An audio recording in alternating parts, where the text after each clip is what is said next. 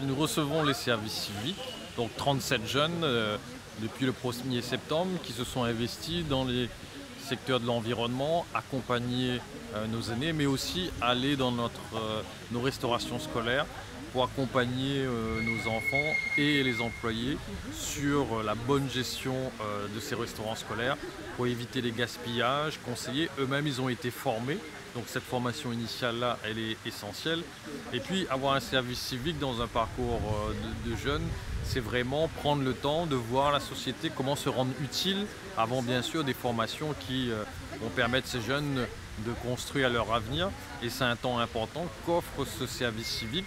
Ici à Saint-Paul, on s'appuie sur cette jeunesse et on leur donne aussi toute la formation, le savoir-être pour que dans leur mission, ils puissent les remplir de la meilleure condition possible avec les services communaux, parce que les employés communaux sont les tuteurs, ce qui permet d'avoir une expérience, qui permet de s'insérer dans un milieu professionnel tout en construisant son avenir. Donc c'est 37 jeunes aujourd'hui que nous accueillons, ce qui permet de pouvoir remplir une mission d'intérêt général, de service public. Et c'est souvent une première prise de contact avec un milieu professionnel, donc c'est vraiment essentiel. Nos aînés ont déjà vu ces jeunes, puisque ce dimanche et toute la semaine dernière c'était la semaine bleue.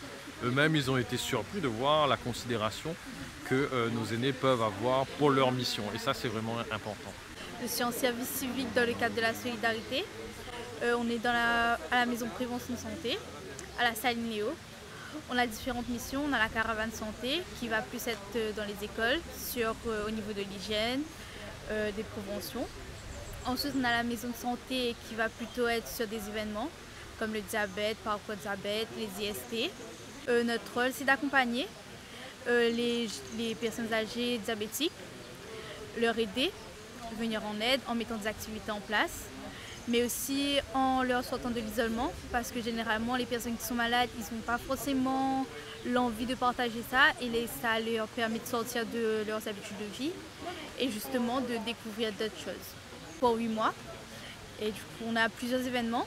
On a au mois de novembre le parcours diabète, ça sera le 14 novembre, et on va accueillir des personnes diabétiques pour faire des ateliers sur la cuisine, comment mieux cuisiner, et d'autres types d'activités.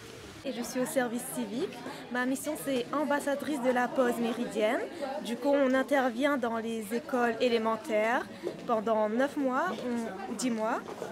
On va leur faire des activités d'animation, de sensibilisation sur des sujets importants, et aussi intervenir dans les restaurants scolaires pour leur donner de bonnes habitudes alimentaires. Plusieurs intervenants qui nous ont préparés pendant 2 semaines sur des sujets sensibles, sur les jeux de société, sur la lecture qu'on va aussi aider à apprendre à les faire aimer lire. Si on voit des enfants isolés pendant la cour, on va les faire intégrer avec les autres. Donc voilà, c'est notre mission. Ok, super. Allez, regarde ici. Voilà. Alors, encore une petite.